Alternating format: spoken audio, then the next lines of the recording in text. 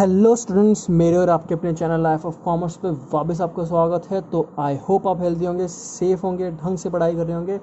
और इसी चीज़ के लिए मैं आपके लिए ये वाली वीडियो जो कि काफ़ी इम्पॉर्टेंट है वो लाया हूँ, जिसमें हम किसकी बात करेंगे, 1 मार्क क्वेश्चन गवर्नमेंट बजट के, जो आपके एग्जाम्स में आने के काफ़ी ज़्यादा चांसेस हैं। जो ऑब्जेक्टिव बेस्ड क्वेश्चन आपके आएंगे, जो MCQ टाइप क्वेश्चन आएंगे, उनमें से इन क्वेश्चन के आने के चांसेस क्या हैं, काफ़ी ज़्यादा है। तो मैं चाहता हूँ कि आप मेरे साथ वीडियो के आखिर तक बने रहें। हम इसका दूसरा पार्ट भी ले लेंगे ताकि ये वीडियो ज़्यादा लेंथी नहीं रहे। और वीडियो को स्टार्ट करने से पहले मैं ये कहना चाहूँगा कि आपको मेरी वीडियो पसंद आई है तो प्लीज़ लाइक करिए, चैनल को सब्सक्राइब करिए, चैनल को शेयर भी करिए, और अपने दोस्तों वगैरह को, एक्चुअली में जिन बच्चों के लिए हेल्पफुल है ये, उनको रेकमेंड भी कर दीजिए।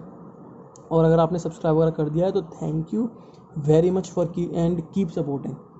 तो इसी के साथ हम ये वाली वीडियो स्टार्ट करते हैं। तो इसमें हम क्या पढ़ने वाले हैं, इसमें हम 1 मार्क क्वेश्चन पढ़ने वाले हैं गवर्नमेंट बजट चैप्टर से, जो कि एग्ज़ाम के लिए काफ़ी इम्पॉर्टेंट चैप्टर भी है और काफ़ी इम्पॉर्टेंट इसके MCQs भी हैं। बिकॉज मैक्रो में क्या है, मैक्रो में सारे चैप्टर थोड़े बहुत ज़्यादा थियोरेटिकल बेसिस पे होते हैं, तो मैक्रो में से आने के चांसेस जो हैं काफ़ी ज़्यादा रहते हैं MCQ बन के। तो हम सारे मैक्रो के क्या करेंगे, चैप्टर पढ़ लेंगे, उसके साथ साथ सारे मोस्ट इंपॉर्टेंट MCQs वगैरह भी देख लेंगे। तो इस वीडियो में और बिना देरी ना करते हुए मैं इस वीडियो को स्टार्ट करता हूँ। सबसे पहले क्या है, सबसे पहले हमारे, तो ये आप देख सकते हैं कि शुरुआत के 3 है, उसमें मैंने पहले से टिक कर दिया है ताकि आपको ज़्यादा दिमाग नहीं मारना पड़े। आपको मैं एक्सप्लेनेशन समझाऊंगा साथ में कि ऐसा क्या हुआ, बट फोर्थ वाले से हम दोनों मिलकर साथ सोचेंगे कि इसका आंसर क्या होगा और क्यों होगा। अगर आंसर ये है तो क्यों है ऐसा। तो सबसे पहले की बात करते हैं, in the context of government budget which of the following statement is correct. मतलब अगर हम गवर्नमेंट बजट को ध्यान रखते हुए देखें तो इनमें से कौन सा स्टेटमेंट सही है, इसमें से कौन सी चीज़ सही है, कौन सी वाली ऑप्शन सही है। तो हम बात करते हैं, ऑप्शन तो हमारा टिक मार रखा है मैंने, पहला ऑप्शन है। तो बाकी भी ऑप्शन को पहले देख लेते हैं, हम लास्ट वाले को देखते हैं सबसे पहले।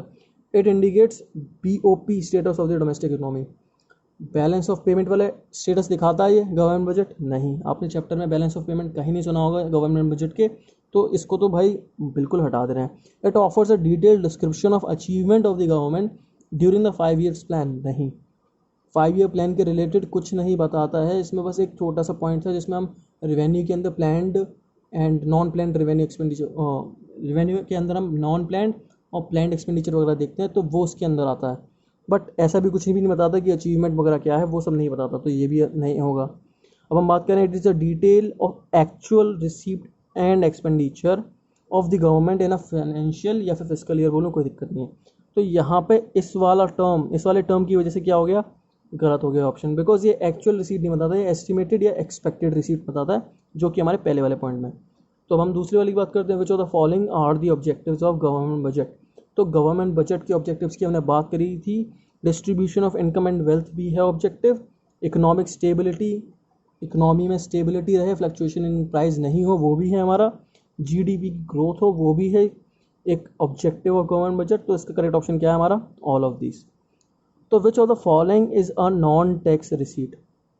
तो हमें पता है, एक तो रेवेन्यू रिसीट आती है, रेवेन्यू रिसीट के अंदर हमारी टैक्स रेवेन्यू आता है, टैक्स रिसीट वगैरह हुई, तो उसके अंदर एक तो टैक्स होती है, एक नॉन टैक्स होती है। तो इसमें से पूछा है कौन सी नॉन टैक्स रिसीट होती है जो गवर्नमेंट के पास आती है। तो एक तो गिफ्ट टैक्स, इन्होंने पहले टैक्स बोल दिया, हटाओ। सेल्स टैक्स, टैक्स बोल दिया, हटाओ। तो ये क्या पूछ रहे हैं, non tax receipt. Excise duty, ये भी एक टैक्स का हिस्सा है, इसे भी हटाया जाए। तो करेक्ट ऑप्शन क्या है हमारा, C, डोनेशन। डोनेशन टैक्स का हिस्सा नहीं होती है, और एक वो रिसीट होती है। तो करेक्ट ऑप्शन आप समझ गए होंगे। अब हम बात करें फोर्थ, प्रोग्रेसिव टैक्स इज और टैक्स विच इज। तो प्रोग्रेसिव टैक्स पूछा है इन्होंने कि प्रोग्रेसिव टैक्स कौन सा टैक्स होता है। तो प्रोग्रेसिव टैक्स वो टैक्स होता है जिसके अंदर क्या है, ओके, तो मैं बता चुका हूँ पहले, बट ऑप्शंस पढ़ लेते हैं उसके बाद देखेंगे। Progressive tax is tax which is charge at the decreasing rate when the income of the individual increases. तो यहाँ पे कह रहा है कि टैक्स कम होता जाता है जैसे जैसे इंक्रीज होती जाती है, क्या, इनकम बढ़ती जाती है, मतलब टैक्स कम होता जाता है और इनकम बढ़ती जाती है, ऐसी सिचुएशन। प्रोग्रेसिव टैक्सेशन में ऐसा नहीं होता। तो charged at an increasing rate when income of the individual increases. Correct option हमारा क्या है, B, इंक्रीजिंग रेट। तो इसका मतलब क्या है, प्रोग्रेसिव टैक्सेशन में क्या होता है कि आप जितना ज़्यादा पैसा कमा रहे हो उतना ज़्यादा टैक्स देना पड़ेगा, इतनी सी बात होती है। तो ये क्या है, टैक्स की रेट बढ़ जाती है। जितना आप ज़्यादा पैसा कमाओगे, आपकी इनकम जितनी ज़्यादा बढ़ेगी उसके हिसाब से आपको उतना ज़्यादा टैक्स पे करना पड़ेगा। तो करेक्ट ऑप्शन बी। अब हम बात करें फिफ्थ वाले की, revenue earn by the government from the property without any legal heir is called escheat. तो आपको ये तो बेसिक सा पॉइंट है, याद रखने वाली बात है कि जिसका कोई लीगल आयर नहीं होता जो और वो गवर्नमेंट ले लेती है प्रॉपर्टी को, तो उसको मतलब क्या होता है, एस्चीट बोलते हैं उसे। तो सिक्स वाला क्या हमारा, a tax the burden of which can be shifted on to others. मतलब क्या है, एक टैक्स जो दूसरे पे शिफ्ट किया जा सकता है। तो वो कौन सा टैक्सेशन है हमारा, डायरेक्ट है, इनडायरेक्ट है, वेल्थ है, या नन ऑफ दीज है। तो हमारा ये वाला कौन सा है, इनडायरेक्ट। मतलब ये इनडायरेक्ट कैसे है, बिकॉज ये दूसरे पे शिफ्ट किया जा सकता है। जो डायरेक्ट होता है वो किसी और पे शिफ्ट नहीं किया जा सकता, वो उस पर्सन पे ही रहेगा जिस पे वो इम्पोज हुआ है। वेल्थ टैक्स भी सेम ऐसे ही है डायरेक्ट टैक्स कैसा, कि जिस पे इम्पोज हुआ है उसी को पे करना पड़ेगा, किसी और को नहीं। बट इनडायरेक्ट टैक्स में जो हमारे अलग अलग टैक्स थे, तो जो इनडायरेक्ट टैक्स के अंदर टैक्सेस आते हैं वो सब क्या है, उसके अंदर ये होता है कि आप अपना बर्डन किसी और पे शिफ्ट कर सकते हैं। तो ये चीज़ होती है। तो आई होप ये वाला समझ में आ गया वो पॉइंट। अब हम बात करें सेवंथ वाले की, the tax the impact of which lies on the person on हुम इट इज़ लीगली इम्पोज। मतलब क्या है, इसमें पूछा है कि कौन सा टैक्स ऐसा है जिसका आप बर्डन शिफ्ट नहीं कर सकते, आपको उसी से पैसा लेना है जिसके ऊपर वो लीगली इम्पोज हुआ है। अभी क्या बताया मैंने, डायरेक्ट टैक्स। अभी बताया जस्ट मैंने, डायरेक्ट टैक्स होता है, और वैल्यू एडेड टैक्स क्या है, इनडायरेक्ट टैक्स का ही हिस्सा है। तो आई होप पॉइंट समझ में आ गया हो। अब हम बात करते हैं which one of the following is an indirect tax. Indirect tax मतलब जो कि जिसका बर्डन दूसरे पे शिफ्ट किया जा सकता है। तो वो कौन सा हमारा, वेल्थ टैक्स नहीं है, एक्साइज ड्यूटी है हमारा, इनकम टैक्स नहीं है, बिकॉज ये दोनों क्या है, डायरेक्ट टैक्स हैं। एक्साइज ड्यूटी हमारा है, इसका आप जो बर्डन है वो दूसरे पे शिफ्ट कर सकते हैं।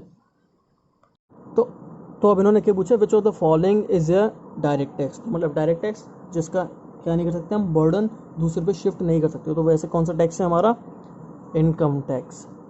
ये 3-4 पॉइंट से मैं यही चीज़ बता रहा हूँ, same to same. I hope आपको समझ में आ गई हो, इसको तो समझाने की जरूरत भी नहीं है ज़्यादा। तो हम बात करें 10th वाला, tax that is imposed on value added at the various stages of production is known as. अब यहाँ पे हमारा करेक्ट ऑप्शन क्या है, वैल्यू एडेड टैक्स। नाम से दिखाई दे रहा है कि टैक्स कब इम्पोज होता है, वैल्यू एडिशन पे इम्पोज होता है, अलग अलग स्टेजेस ऑफ प्रोडक्शन में। तो यहाँ पे वैल्यू एडेड से हमें खुद ही पता चल रहा है कि वैल्यू एडेड टैक्स है। तो आई होप समझ में आ गया वाला चीज़।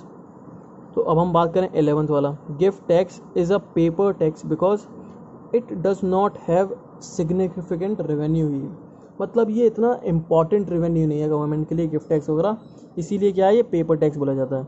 Is a paper tax, gift tax is a paper tax. Okay. तो अब हम बात करें 12th वाले की, वजह तो following is a non tax receipt. मतलब बिना टैक्स के जो अलग पैसा आता है उनमें से ये पूछ रहे हैं, इनमें से कौन सा है। फ़ी हमारा नॉन टैक्स रिसीट है, फाइन्स है हमारा।